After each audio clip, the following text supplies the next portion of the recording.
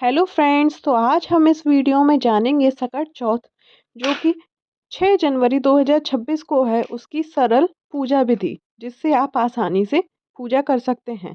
तो सबसे पहले हमने एक चौकी पर लाल कपड़ा बिछा लिया है। उसके बाद आपको गणेश जी को विराजमान करने के लिए सबसे पहले थोड़े से चावल इस तरह से डालने, फिर गणेश जी को विराजमान करना है।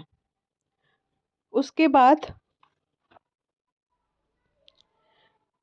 विराजमान करने के बाद आपको 1 लोटा जल लेना है। इस जल को आप बाद में चंद्रोदय के समय भी इस्तेमाल कर सकते हैं।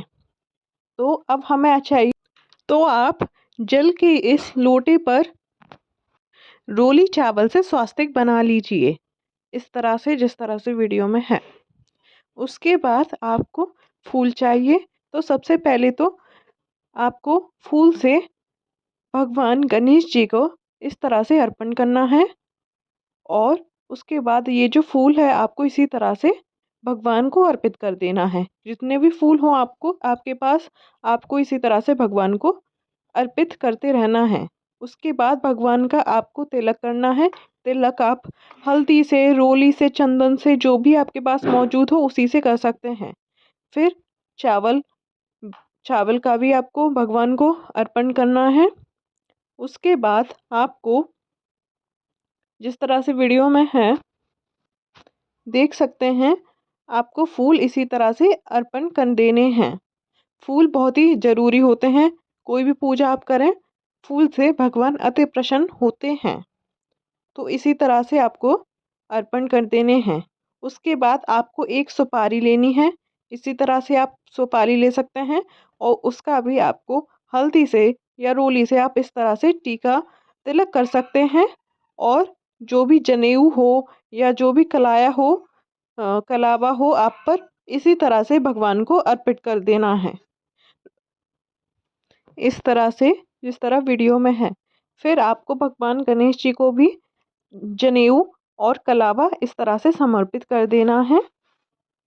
उसके बाद आप आपको जो भी आपने भोग के लिए लिया हो, विशेषकर इसमें तिलकुट का बहुत महत्व होता है।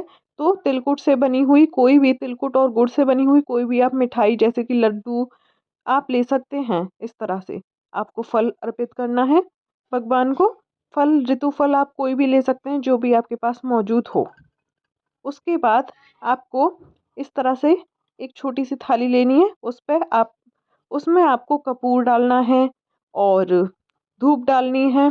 और उसके बाद आप एक दीपक ले सकते हैं। दीपक में घी की बाती हो इस तरह से, और आपको इस तरह से ये जला लेना है। दोनों धूप दीप भगवान को अर्पित करना है। धूप दीप अर्पित करने के बाद आप गणेश जी की व्रत कथा सुन सकते हैं। व्रत कथा हमने ऑलरेडी अपलोड की हुई है चैनल पे, तो आप उस पे जाकर उसको सुन सकते हैं या चला सकते हैं। तो दीपक को जलाने से पहले आपको दीपक का भी रोली और अक्षत से इस तरह से तिलक करना है। ये बहुत ही शुभ होता है। तो इस तरह से आप कर सकते हैं दीपक का तिलक। और इस उसके बाद आपको ये तीनों चीज़ हैं, कपूर है, धूप है, दीप है, इस तरह से प्रज्वलित करना है। और भगवान के समक्ष आपको इससे भगवान का गणेश चालीसा पढ़ सकते हैं, गणेश आरती कर सकते हैं। तो इसी तरह से आपको करनी है। विशेष करके इसमें कथा का बहुत महत्व होता है, तो आपको कथा जरूर पढ़नी है। फिर चंद्रोदय के टाइम पर आपको ये जो जल हमने लिया है, इसमें आप गंगा जल भी डाल सकते हैं और सफ़ेद तिल भी डाल सकते हैं। ये लिया है, आप चंद्रोदय के टाइम पर आप इसको इस्तेमाल कर सकते हैं। तो इस तरह से आपको, ये थी सरल पूजा विधि। और आप भगवान को दुर्वा भी अर्पित कर सकते हैं। तो ये थी सरल पूजा विधि। प्लीज़ वीडियो को लाइक करें, सब्सक्राइब करें चैनल को।